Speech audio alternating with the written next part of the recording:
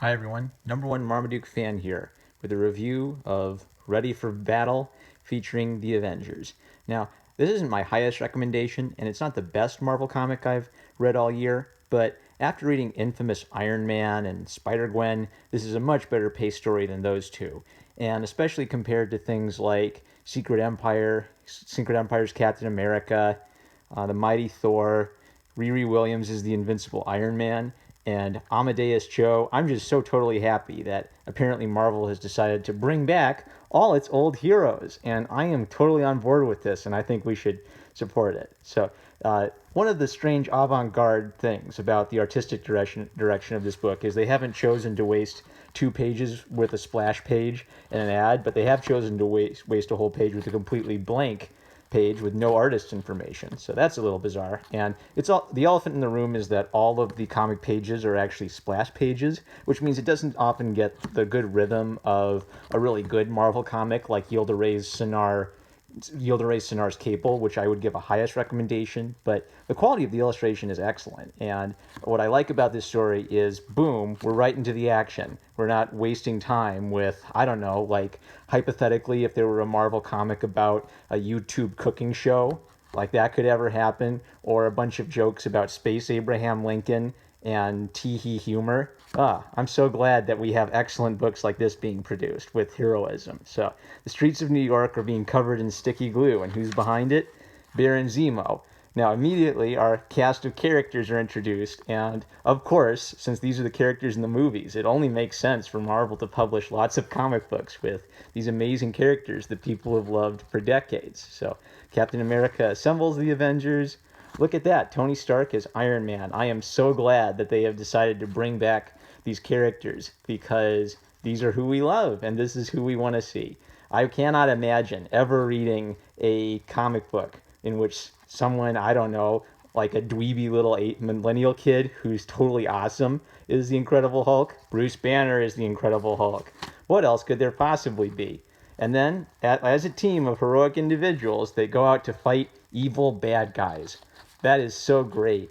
Man, I'm so happy that Marvel publishes comic books like this where heroes fight villains. Wouldn't it be terrible if they were publishing, I don't know, like whole stories about the Avengers fighting the X-Men or the X-Men fighting the Inhumans? What we love to see is evil being vanquished by the forces of good.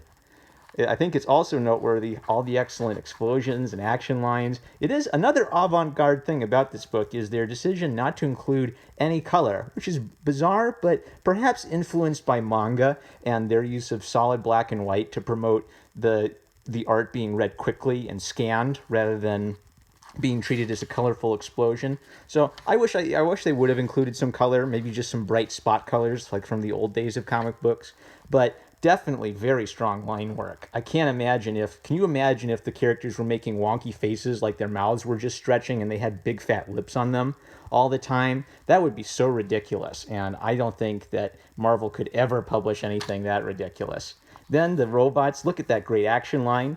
This is encapsulating some of the great stuff from How to Draw Comics the Marvel Way. I think actually Captain America's pose could be extended even further, and the robots' action line could be more pronounced. So doesn't quite live up to the legacy of John Buscema's book How to Draw Comics the Marvel Way, but it's at least getting the idea of some emphasis on the action and a dynamic angle. So isn't it good that Marvel Comics is, even though it's not quite up to John Buscema's level, that Marvel Comics are giving us all these dynamic angles and action?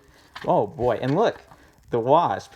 She captures a battery out of the Alphabot, and this causes the other robots to dysfunction. Isn't it great that there's a logical explanation supplied for that? And there's not something like, I don't know, like a silly Billy rat running through New York because tee-hee, it's comics and comics are stupid. This isn't condescending to me.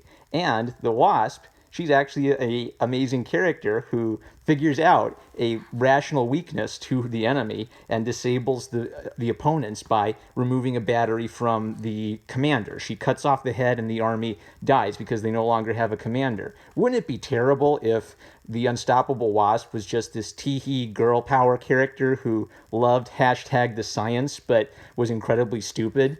That would just be ridiculous. and it would not be something I would ever want to expose my kids to. Now, Baron Zemo runs away, and we see an excellent bird's eye view, and Ant-Man helps Captain America catch up, and poor Baron Zemo, he's caught up in his own glue gun. What a sticky situation. Yeah, that's pretty funny. Yeah, I chuckled a little bit. I've seen less funny stuff before in other Marvel comics. And look at this. The Avengers go back to work fixing this damage done by Baron Zemo. Because it would be absolutely ridiculous, for them to, I don't know, have a story where someone complained about a car being broken, and then the woke young superheroes said to the Avengers, "You guys suck. We're gonna go be a team who care about punching up, not down." Yeah, we see the Avengers, even though they're not engineers and can't fix broken buildings, they're doing their part to help their community by stopping crime. So we definitely don't need any stories about petty millennials telling it like it is to the Avengers. Back they go to see Jarvis, and look, they hang out and play video games together as friends because there's friendship and camaraderie among this group of heroes. What a great comic book. So let's have a look at,